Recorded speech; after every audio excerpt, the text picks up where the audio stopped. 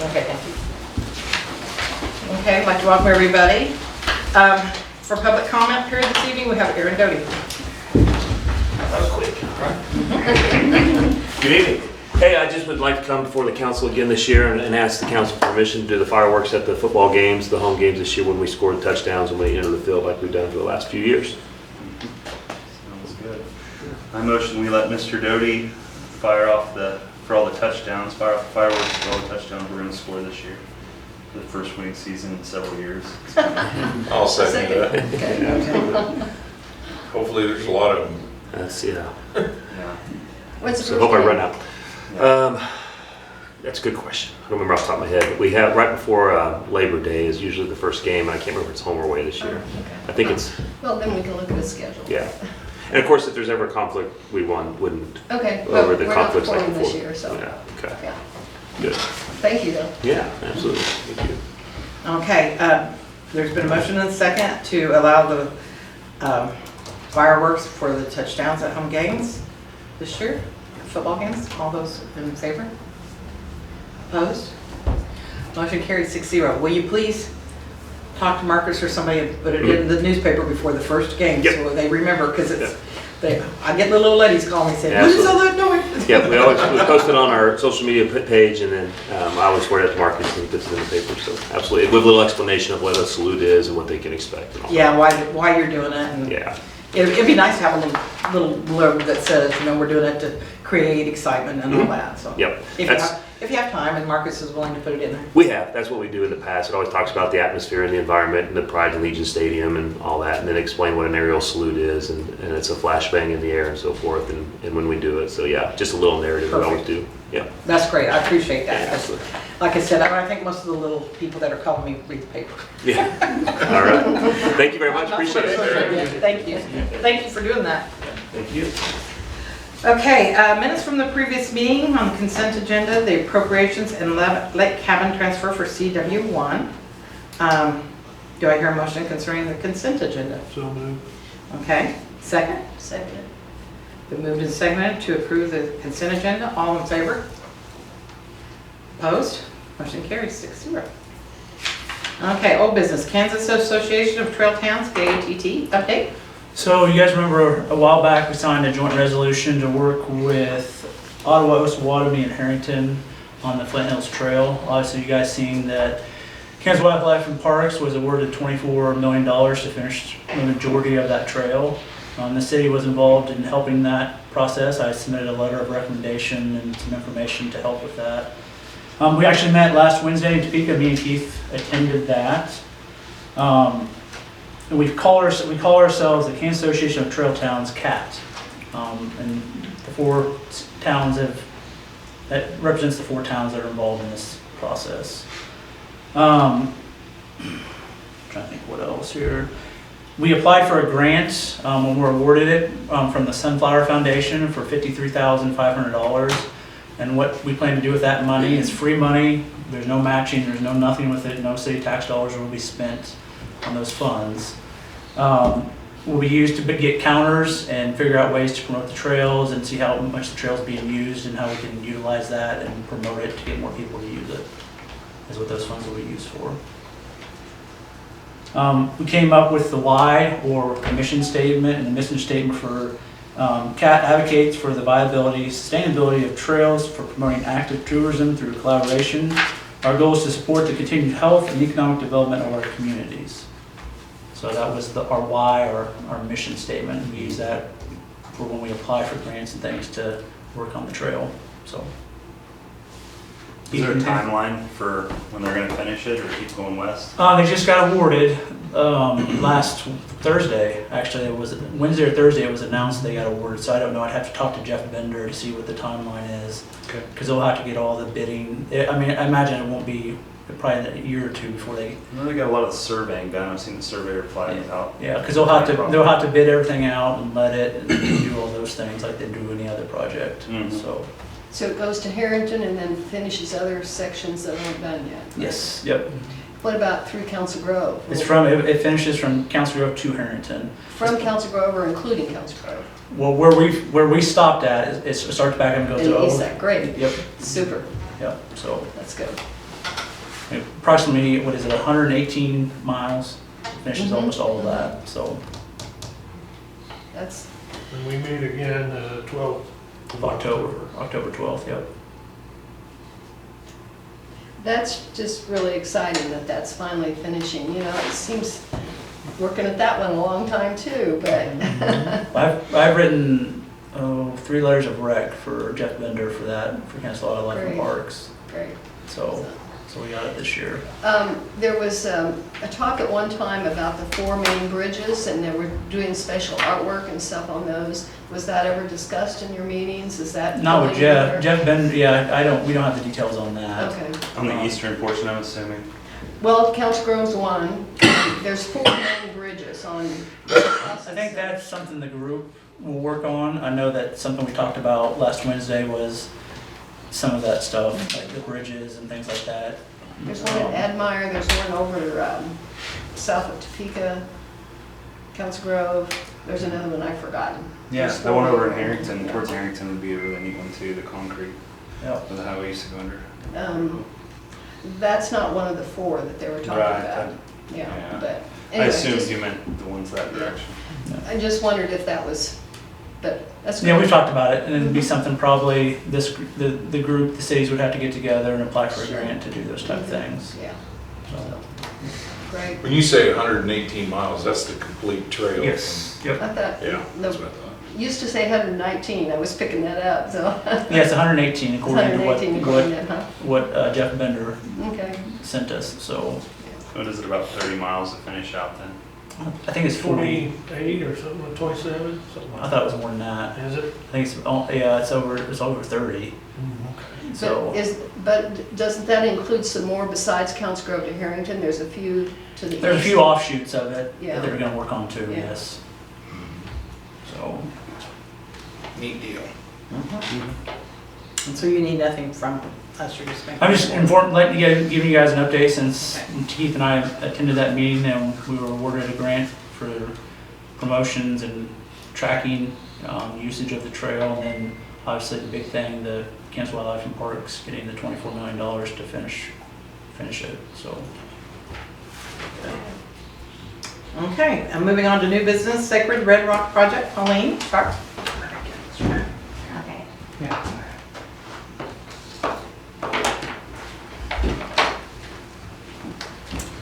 It's a show and tell. Yes.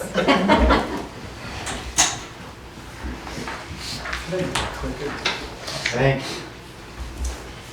My name is Pauline Eads Sharp. I'm a member of Ka Nation, and I'm on the Juche Wahobeh project. My grandmother was Lucy Taya Eads, first woman chief of the Ka people, who was also the adopted daughter of Chief Washunga. So I claim Washunga is my great-grandfather. Thank you for having us here today. We've been looking forward to this. We hope this brief presentation will give you some context for the Inshuje Wahobeh Sacred Red Rock Project. Hundreds of thousands of years ago, glaciers from the last ice age dislodged giant quartzite boulders from their homes in what is now South Dakota.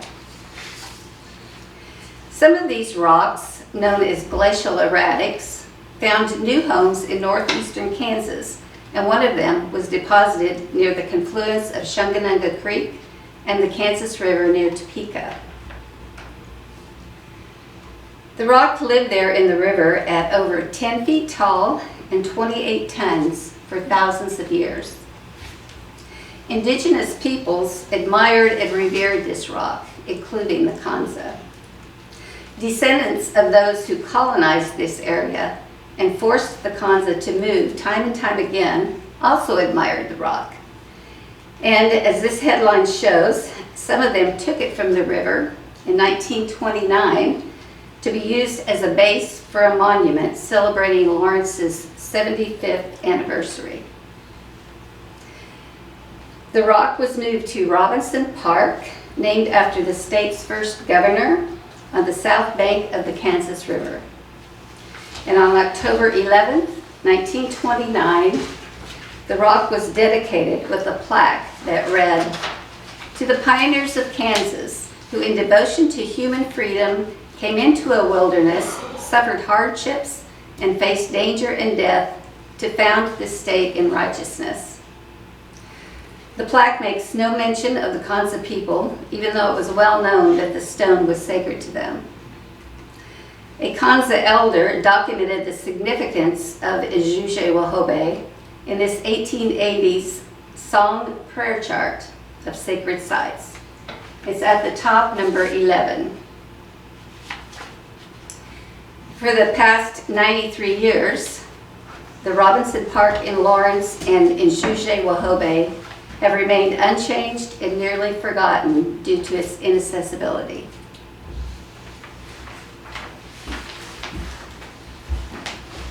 Thank you, Pauline. Aha, Hanwei P, Minayinki City Purcell, Bahoje Minyeki. Hello, I am Sydney Purcell. I am a member of the Iowa Tribe of Kansas and Nebraska. I got involved in this project later on, and I am now the co-PI on the project because the original co-PI left the University of Kansas. So I am a representative from the Spencer Museum of Art at the University of Kansas, where I am the curator for public practice. So anything that the museum does that it's outside of the museum's walls, I'll have a hand in that. So the first phase of this project really started conversations about Ejuje Wahobé and Robinson Park, where it is currently located. It was started in collaboration between Pauline and Dave, where they brought up conversations within the community about both Ejuje Wahobé and Robinson Park through signs like this one. They started a collaboration with the citizens of Kaw Nation and researchers from the Geography Department at KU and Indigenous Studies departments, as well as Indigenous people throughout the city of Lawrence, to explore these stories and meanings behind them and to engage residents in envisioning new ways to interpret both the rock and the park. This led to a remarkable moment where the Kaw Nation formally asked for the rock's return. And an even more remarkable moment when the city of Lawrence and Douglas County adopted a joint resolution to return the rock unconditionally to Kaw Nation. This brings us to the second phase of the project, which began when the University of Kansas received a grant from the Mellon Foundation Monuments Project last April to return Ejuje Wahobé to Kaw Nation. This is a $5 million grant. It was given to the University of Kansas mostly because the university has the infrastructure to manage a $5 million grant and the people in place that can do that. The plan is to return it to Aliguahu Memorial Heritage Park, and the grant money will support its display, security, and interpretation at the park, including lights and updated restrooms and that sort of thing. Not to mention it's a 28-ton rock, so the logistics of moving that is going to be quite costly. And getting the plaque off of it, because I imagine Kaw Nation does not want a plaque to the settlers remaining on the stone. Additional funds will be used for the creation of a documentary, a book, and to engage communities in both Council Grove and Lawrence, specifically about developing creative approaches to the use and interpretation of what is now known as Robinson Park, but the city of Lawrence has expressed interest in possibly changing the name of that park as well, and to move the rock to Aliguahu. Thank you. Thanks. Thank you. And we will answer questions if you have any, which I assume you do. Is this something that you guys will, I don't know how to say this, I don't mean it to be disrespectful or anything, but will you market the fact that the rock is there? Do you want people to know? I mean, do you want it to be an attraction, or is it, I don't know how. Sacred. Yeah, I don't want Yes to. and no. Yes, and no. It'll be kind of hard to miss. Our project is really just getting started. We haven't even developed a plan yet for the park. So some of those questions are still up in the air. Of course, we're very concerned about security. Definitely. the rock at the park. Right now, it's, in the middle of downtown Lawrence and hidden in plain sight, as we say. So it's been safe for 93 years, but Especially because it's across the street from City Hall. Yeah. So it has, That helps. no one's gonna mess with it too much in that so it will location. kind of be exposed at Ollie Wahoo Park. I just was curious, I didn't know if you wanted people to Yeah, be aware of it, or you didn't, we the do. exact. We want people to visit the park, to learn the stories, because most people don't know, including many of the Kansa people, which is why I in particular wanted to move it to Ollie Wahoo Park, so that it would be there when we have Washunga Days and our dances, and everybody will learn the story. Ms. Uche will. Does the nation have an overall plan for the whole park? Or are you gonna kind of build that around the rock? I think they are going to let us take the lead on the park development with this project. At least that's my understanding. Okay. Well, it's such a big and interesting part of your heritage, yeah. It so is, that- it really It's is. interesting.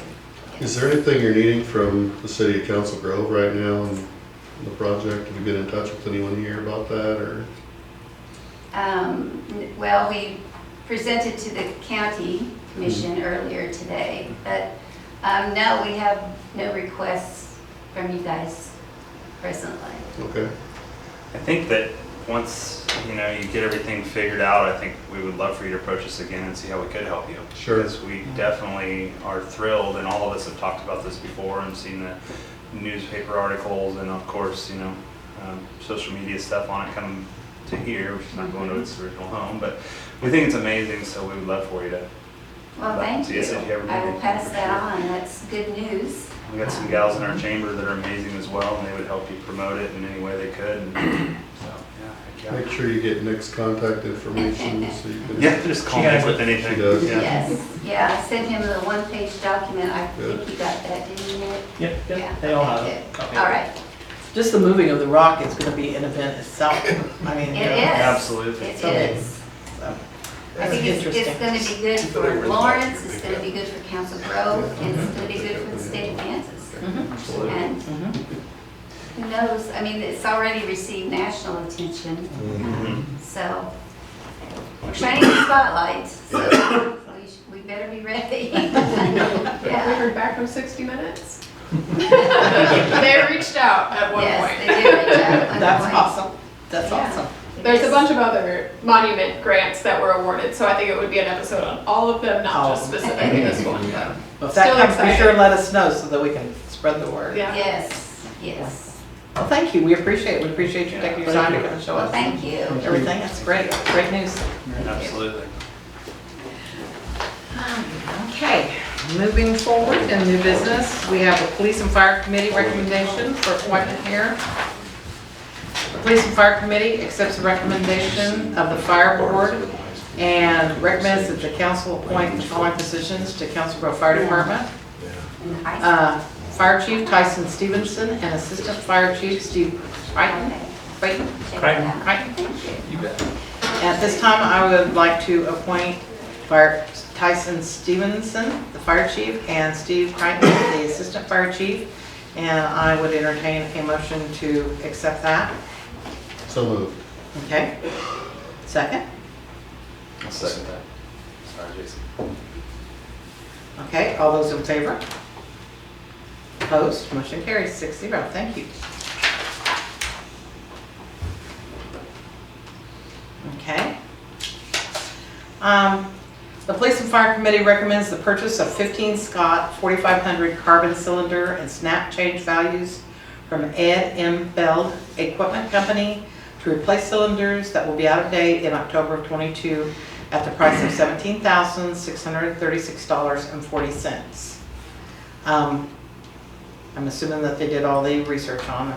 Yep, they've met with several different companies, and this company came in the lowest of the companies that met. What are they?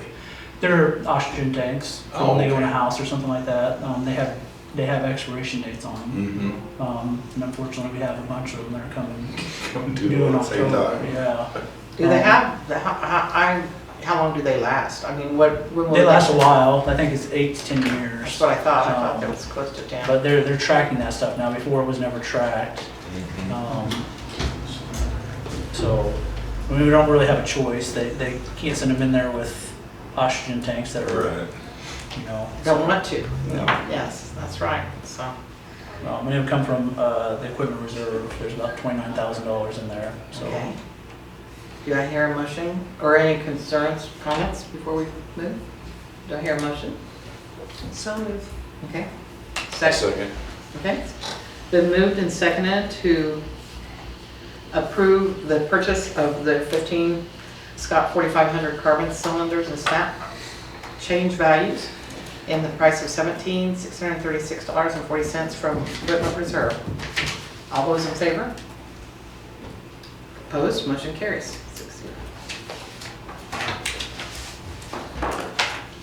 Would be nice if we could. Okay.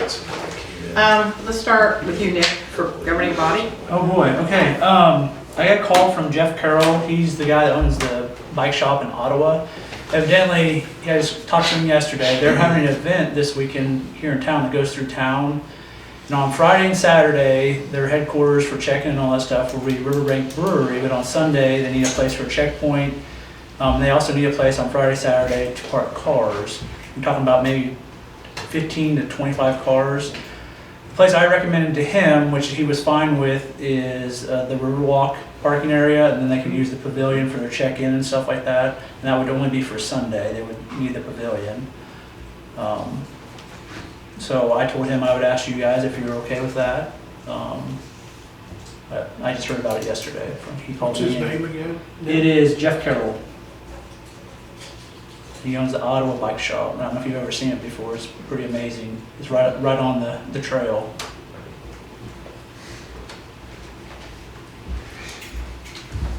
Do you need a motion to allow that, or can we just say yes? or- You can just, you guys can just say yes, and I'll let you know it's fine. That's great. Right, I Yes. don't think there's Yeah. any problem with it. It's not like they're going to be making No, a they're lot just of gonna money park on it or the anything. car. It's just they just need a spot. Yeah, like I said, they'll be at Riverbank on Friday, Saturday, because they'll be open, and Sunday, obviously, they're not open, so you need another spot for check-in and stuff. And Sure would be nice if we had a bike shop here. your retirement plan, Jason. There you go. Go down and petitioning. I've heard it mentioned several Franchise. times. Several people. Rental bikes and stuff like that. I think Yeah, but that'd be seasonal, but I think it'd be a pretty good little deal. I think at one time the dealership building was looking into that, but I don't know if they finished up with that or not. Yeah. Yeah, sounds good. And then I was going to address, there was a letter to the editor today, and I won't name the person that wrote it, but there was an inaccuracy in there.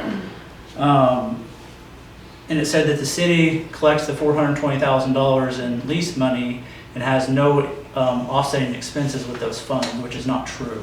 That money does go into the general budget, into the city budget, but then we turn around and spend about $240,000, $250,000 of that a year to maintain the city lake. So the city just doesn't collect $420,000 and do whatever with it. So I just want that to be clear because that's what the paper said and that's inaccurate. Not really what the paper said, but the letter to the The editor. Letter, yeah, well, is it not Marcus? Yeah. Marcus was Sorry, I wanna make the, sure the we author, correct the that. author of the letter to the editor, it was inaccurate. Well, there's actually a portion of it that is dedicated back to the lake. Yeah. So, you know, Yeah. right there, that's a portion of it, so it's not all. Yeah, and we So are don't, we gonna write another letter to the editor in response to that at all? it'll be in Marcus's minutes from there, that's why I brought it up tonight. Okay. I'm not gonna address somebody specifically, I'll just bring it up and it can be in the paper as FYI, so. Well, you know, I have to admit, I didn't read it very closely. I read part of it because in a hurry.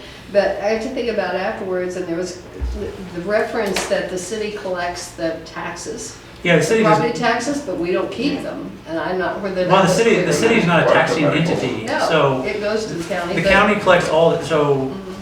they said they paid over $1 million in taxes in 2021. The city didn't get a dime of that. That's correct. The school district did, the library did, and I think fire. But the city as a whole, the city of Council Grove Right. keeps none of the money that's collected off of property taxes. County. The county keeps it. All we get is the money off the lease, and then we reinvest over $250,000 of that back into the lake. So we're not making all this money like that article says we are. Yes. Was it a Lake residence or do you know? It was a Lake resident. Lake resident. Yeah, I haven't read it yet. so. But I just think that needs to be said because I don't think it's fair for that to be in the paper and be inaccurate, which is no fault of the papers. So Okay. I think that was it. Oh, actually Sharon brought something up to me too. So evidently there's this confusion that I misrepresented something in the last council meeting when I said I had a call into Kyle Stedman and I hadn't heard back from him, but that was in reference to the meeting that was had at the church, not the meeting that the board had. I did talk to him after the board met and got an email back from him, but I did not talk to him about the meeting at the church, which I was referencing in the last meeting. So somebody was saying I was up there lying, and that is not the case. Thank you for clarifying that, because it's two different things. Yes, two different things. With that, that's all I got. Okay. Sharon? No, don't have anything, thank you. Larry? No, I have nothing this evening.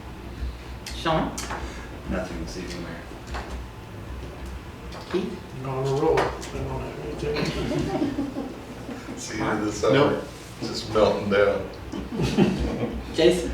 I would like to remind everybody again, Councilperson Hahn brought it up last meeting about grass in the street. I'm actually, so Dan's been working on that, and he's not popular with those folks right now. So when we see it, when anybody sees it, Dan gets alerted to it, and he's taking the ordinance, and some people are receptive, and others have cussed at him and said all kinds of stuff. What I'm gonna do is get with Story Media and have them make a post on Facebook and stuff like that, and then have the paper, but also put it in the paper as well, just kind of try to help out with it. A lot of the people that are doing it know. It's mostly residents, not our in-town like mowing services. No, not the and mowing things. services do that. It's people that, Yeah, yeah, so. But yes, there's a lot of that going on right now, Yeah. and it looks terrible. Not to mention, it does have effects on our, With stormwater runoff, it clogs them up. Yeah. Kids Definitely. on bicycles and motorcycles. absolutely. Dangerous. So, okay. Anything else? Nope, that's it. Okay. How about you, Brent? Nothing, Your Honor. Okay.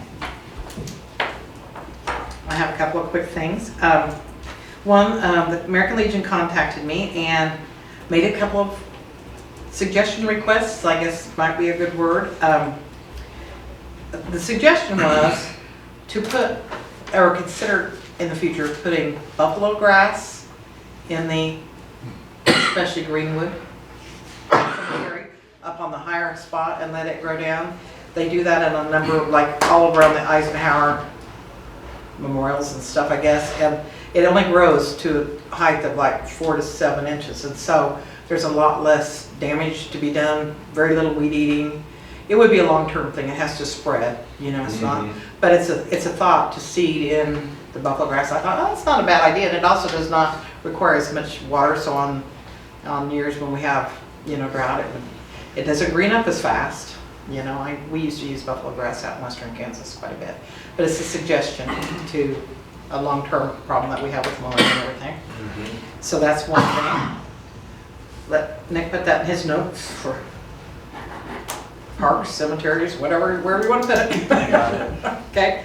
And the other thing is, there was a request, and I have no costs on it, but we can do a little bit of research for clips for the flagpoles at the cemeteries, because I guess that's where most of the damage is coming on the paint. There's little plastic clips you can get online and you But they don't last. So we've tried the plastic, we've tried the brass, the none of them last. they don't last. So to what keep we're it. doing is, it's no different than any plastic that sits out in the sun that dry rots, and then a year or two into it, you're replacing them again. So Jeff, I asked him about the brass ones when they were doing them, and he did not suggest that because when they beat against the pole, it wallers them out and they don't last. So the ones that are up there, Jeff said that's the best ones, that's what everybody recommends you use. This was something you collect around that. Around the whole pole. No, around where, Oh, I don't understand it, that's just what they Well, they can suggested. send me the information, I Okay, can look I'll have at to it. get a little bit more information. I've seen some stainless steel bands that you actually, they kind of call them Yeah, slinkies, but they'll wrap around it and Hold up from Beat up. banging on there all the time. yeah, I I mean, never use that's, them for that, but I use them for other things and there's no reason they wouldn't work. yeah. They just say, you know, they felt that they would keep the paint from chipping quite as quickly and them getting disfigured so quickly. I don't know. They are working, haven't got it developed yet or anything, but, I mean, haven't got a plan yet, but they are working. I think they're gonna talk to you, Sean, about this, about doing other cemetery Painting other painting. poles. Stuff, so. Our track team is more than likely, I gotta talk to parents and everybody at our upcoming meeting, but I'm not gonna volunteer everybody, but if we make a vote on it, we're gonna do for some extra funds that buy targets for this upcoming season, so. They mentioned that, but it's ongoing again. So. Okay. And I think that that's all I have this evening too, so I would entertain a motion to adjourn. So moved. Second. Okay, moved and seconded to adjourn. All those in favor?